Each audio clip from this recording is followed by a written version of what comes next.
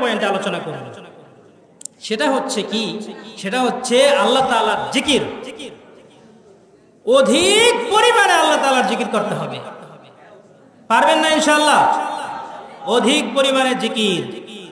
ইয়া আইয়ুহাল্লাযীনা আমানু যকুরুল্লাহা যিকরান কাসীরা ওয়াসাব্বিহুহু বুকরাতাও ওয়া আসীলা। ঈমানদারেরা, তোমরা বেশি বেশি করে অধিক পরিমাণে আল্লাহ তাআলার শানে জিকির করো। আমানু যকুরুল্লাহ, অধিক পরিমাণে তোমরা আল্লাহ তাআলাকে স্মরণ করো। যিকরান কাসীরা ওয়াসাব্বিহুহু বুকরাতাও ওয়া আসীলা, সকাল এবং সন্ধ্যায় বেশি বেশি করে তোমরা আল্লাহ তাআলার জিকির আজকার করো। এই পৃথিবীতে সবচাইতে বেশি জিকির করেছেন একজন, নাম কি? মুহাম্মদ সাল্লাল্লাহু আলাইহি ওয়াসাল্লাম। একটু জিকির করেন, লা ইলাহা ইল্লাল্লাহ।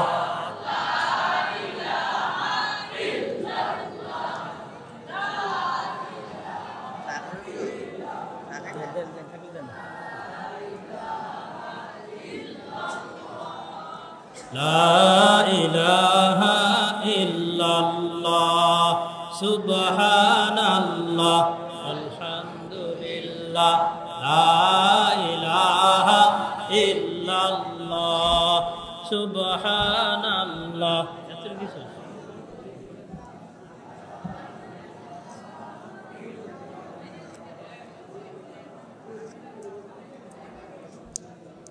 লা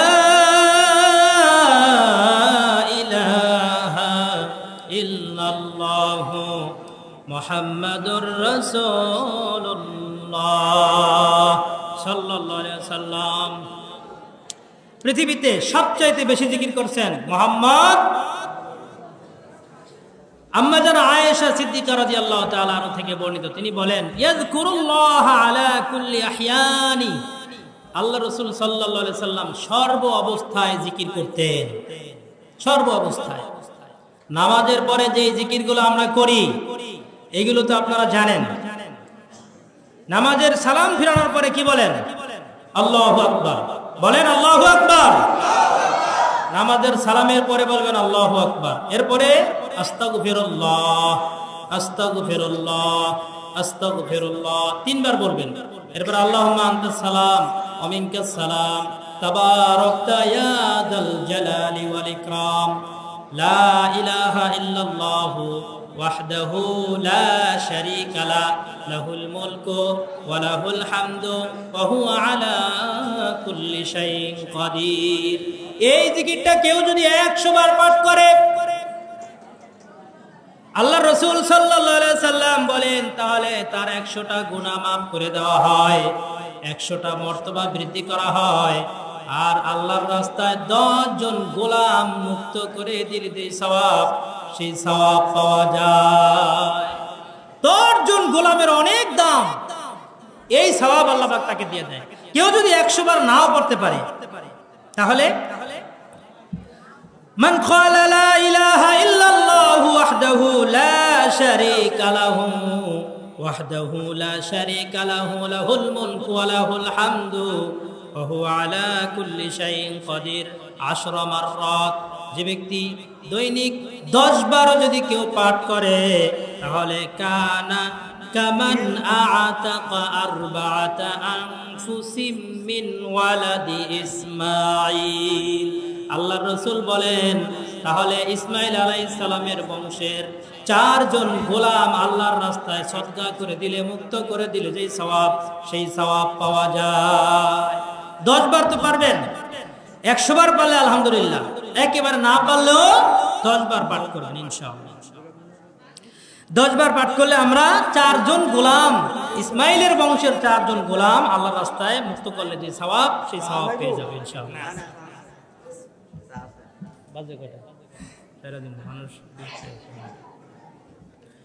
তারপরে দেখেন,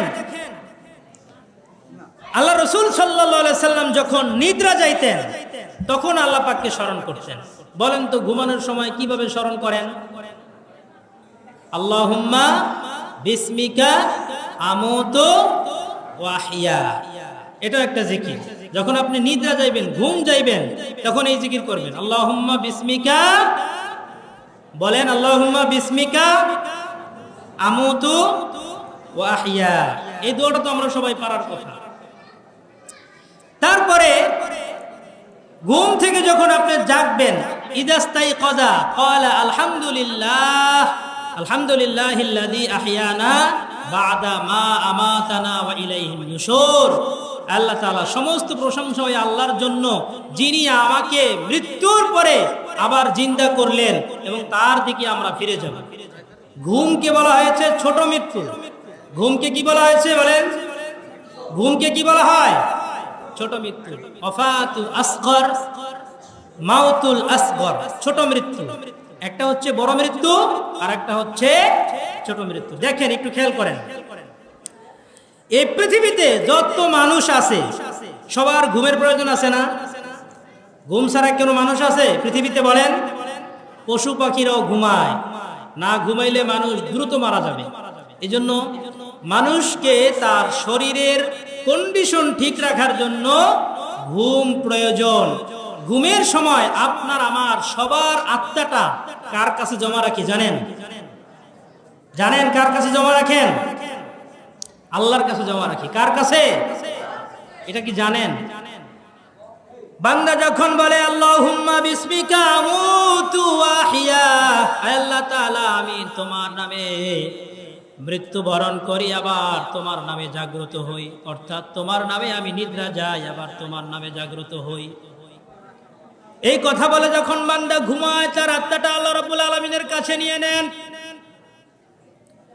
এই পৃথিবীতে যারা আল্লাহর সাথে নাফরমানি করে, দিনের বেলায় যারা আল্লাহর সাথে কুফরি করে, নাফরমানি করে, আর রাতের বেলায় যখন ঘুমাইতে যায় তখন আত্মাটা কার কাছে জমা দেয় বলেন? বুদ্ধি করে বলতে হবে, আত্মাটা কার কাছে জমা দেয়? আত্মাটা কার কাছে জমা দেয়? আপনার আমার আত্মাটা কার কাছে জমা দেন? আল্লাহর কাছে। আপনারা আমার কথা বুঝেন না মনে হয়। আমরা যখন ঘুমাই আমাদের এই দেহ আত্মাটা কার কাছে জমা দেই? আল্লাহর কাছে জমা দেই। আল্লাহ পাক বলেন, একটু পূর্বে তুই আমার বিরুদ্ধে কথা বলেছো, আবার রাতের বেলায় ঘুমানোর সময় আত্মাটা কিন্তু আমার কাছে জমা দিছো। ইচ্ছে করলে আমি রেখে দিতে পারি, আর কখনো ফেরত দেব না। অথচ ঘুমের পূর্বে তুমি আল্লাহর বিরুদ্ধে বক্তব্য দাও। তো আমরা যখন ঘুমাইতে যাই তখন আমাদের আত্মাটা কিন্তু আল্লাহর কাছে জমা রাখি। হিসাব করছেন? দিনের বেলায় আল্লাহর বিরুদ্ধে কথা বলে, আল্লাহকে গালি দেয়, ওই নাস্তিকও রাতের বেলায় ঘুমানোর সময় আত্মাটা কার কাছে জমা দেয়? নিজের জীবনটা, প্রাণটা কার কাছে জমা দেয়? এবার শুনুন কোরআন থেকে আল্লাহ পাক কি বলছেন। আল্লাহু ইয়াতাওয়াফাল আনফুসা হিনা মাউতিহা ওয়াল্লাতী লাম তামুত ফি মানামিহা। আল্লাহ রাব্বুল আলামিন যাদের মৃত্যুর সময় নির্দিষ্ট হয়ে যায় তাদের আত্মাগুলো তিনি গ্রহণ করে নেন ঘুমানোর সময়। আর ওয়াল্লাতী লাম তামুত ফি মানামিহা, যাদের এখনো মৃত্যুর সময় আসে নাই, ঘুমের সময় তাদের আত্মাটাও আল্লাহ রাব্বুল আলামিন নিজের হাতে নিয়ে নেন, নিজের কাছে নিয়ে নেন। এবার যখন বান্দা ঘুম থেকে উঠবে, ফায়ুমসিকুল্লাতী ক্বাদা আলাইহাল মাউতা ওয়া ইউরসিলুল উখরা ইলা আজালিম মুসাম্মা। যার মৃত্যুর সময় হয়ে গেছে আল্লাহ পাক তার আত্মাটাকে রেখে দেন, আর ফেরত পাঠান না। কিন্তু যার মৃত্যুর সময় এখনো আসেনি, ওয়া ইউরসিলুল উখরা ইলা আজালিম মুসাম্মা, নির্দিষ্ট সময় পর্যন্ত তার আত্মাটাকে আবার তার কাছে ফেরত দিয়ে দেন। যার কারণে ঘুম থেকে বান্দা আবার উঠে, আর যার আত্মা রেখে দেন সে এই ঘুমই তার জন্য শেষ, আর উঠতে পারে না। ঘুমের ঘরে শেষ। আল্লাহ রাব্বুল আলামিন তার আত্মাটাকে রেখে দিয়েছেন, ফেরত পাঠান নাই। তারই পাশে আরেকজন শুয়ে রয়েছে, তার আত্মা মৃত্যুর সময় এখনো হয় নাই। যার কারণে ওয়ায়ুরসিলুল উখরা ইলা আজালিন মুসাম্মা, নির্দিষ্ট সময় পর্যন্ত তার আত্মাকে আবার ফেরত দিয়ে দেন। যার কারণে সে ঘুম থেকে আবার ওঠে। এজন্য বান্দা ঘুম থেকে উঠে বলে আলহামদুলিল্লাহিল্লাযী আহইয়ানা বা'দা মা আমাতানা ওয়া ইলাইহিন নুশুর। সমস্ত প্রশংসা আল্লাহর জন্য, যিনি আমাকে মৃত্যুর পরে আবার জীবন দান করলেন। ছোট মৃত্যু, ঘুমের পরে আবার আমার জীবনটা আমার কাছে ফেরত দিলেন, কিন্তু পুনরায় আমি আল্লাহর কাছে আবার ফিরে যাব। এই দোয়া পারেন সবাই? এই দোয়া পারেন? ঘুম থেকে জেগে এই শুকরিয়া আদায় করবেন। আল্লাহ, তুমি ইচ্ছে করলে আমার আত্মাটাকে রেখে দিতে পারতা, আমার পাশে একজনের আত্মা রেখে দিয়েছো, তারটা ফেরত পাঠাও নাই, সে মারা গেছে আর উঠতে পারে নাই, আর আমার আত্মা তুমি ফেরত দিয়েছো, এজন্য শুকরিয়া আদায় করবেন। আলহামদুলিল্লাহিল্লাযী আহইয়ানা বা'দা মা আমাতানা ওয়া ইলাইহিন নুশুর। অর্থ জানি না, সারা জীবন পড়ে গেছি, কিন্তু অর্থ জানি না। অর্থ যখন জানবেন তখন বুঝবেন কতটা মজা এবং কতটা গুরুত্বপূর্ণ কথা আল্লাহ পাক এখানে বলেছেন। ভাইরা আমার, এরপর আল্লাহ পাক বলছেন ইন্না ফি যালিকা লাআয়াতিন লিকাউমি ইয়াতাফাক্কারুন। আল্লাহু আকবার। আল্লাহ পাক বলছেন যারা জ্ঞানবান জাতি, চিন্তাশীল জাতি, যাদের ঘিলু আছে, বুদ্ধি আছে, চিন্তা ভাবনা করে, তাদের জন্য এর ভিতরে চিন্তার বিষয় রয়েছে। রাতের বেলায় আত্মাটা মালিকের কাছে জমা দিলি, আবার কোন আত্মা সে রেখে দিল আর ফেরত পাঠাইল না। কারো কারো আত্মাটা তার দেহে আবার ফেরত দিয়ে দিল, যার কারণে সে আবার দুনিয়াদারি করতেছে। এর ভিতরে বিরাট চিন্তার বিষয় রয়েছে। একটু চিন্তা করলে তুমি বুঝতে পারবা রাতের বেলায় তোর আত্মাটা তুই কার কাছে জমা দিছ। দিনের বেলায় লাফালাফি করো, আল্লাহর বিরুদ্ধে কথা বলো, রাতের বেলায় আত্মাটা আবার আল্লাহর কাছে জমা দেস। তোর কি শরম করে না? তোর ভয় লাগে না যে আত্মাটা তো আল্লাহর বিরুদ্ধে কথা বলি, আমার আত্মাটা তো রাতের বেলায় ঘুমানোর সময় আবার তার কাছে জমা রাখতে হবে? ইচ্ছা করলে ফেরত দিতে পারেন, ইচ্ছা করলে রেখে দিতে পারেন। এই জন্য আমরা ঘুমের সময় দোয়া করে ঘুমাইবো, ঘুম থেকে উঠেও আল্লাহর শুকরিয়া আদায় করবো। এগুলো হচ্ছে জিকির। আমরা আল্লাহ পাকের এই জিকিরগুলো আদায় করবো ইনশাআল্লাহ। স্ত্রীর কাছে গমন করার সময় জিকির করেন। স্ত্রীর কাছে গমন করলে আল্লাহ রাসূল জিকির করতেন। কোন জিকির কোন তো? বিসমিল্লাহি আল্লাহুম্মা জান্নিবনাশ শাইতান ওয়া জান্নিবিশ শাইতানা মা রাযাকতানা। এত বছর সংসার করেন, দোয়াই পারেন না, এর থেকে লজ্জাজনক আর কি আছে বলেন? এই দোয়া শিখে নিবেন সবাই। যারা পারি না এই দোয়া শিখে নিবেন। স্ত্রীর কাছে গমন করলে এই দোয়া পরে যদি আপনি গমন করে, কেউ গোমরা করতে পারবে না। তার থেকে আল্লাহ পাক শয়তান দূরে সরায় রাখবেন। কি বলি? বিসমিল্লাহ আল্লাহুম্মা জান্নিবনাশ শাইতানা ওয়া জান্নিবিশ শাইতানা মা রাযাকতানা। আল্লাহর নামে শুরু করছি, আল্লাহ তাআলা যেন শয়তানকে আমাদের থেকে দূরে সরায় রাখে, এবং যেই সন্তান আল্লাহ পাক এর মাধ্যমে দিবেন, এই সন্তান থেকেও যেন শয়তানকে আল্লাহ পাক দূরে সরায় রাখে। বলেন সুবহানাল্লাহ।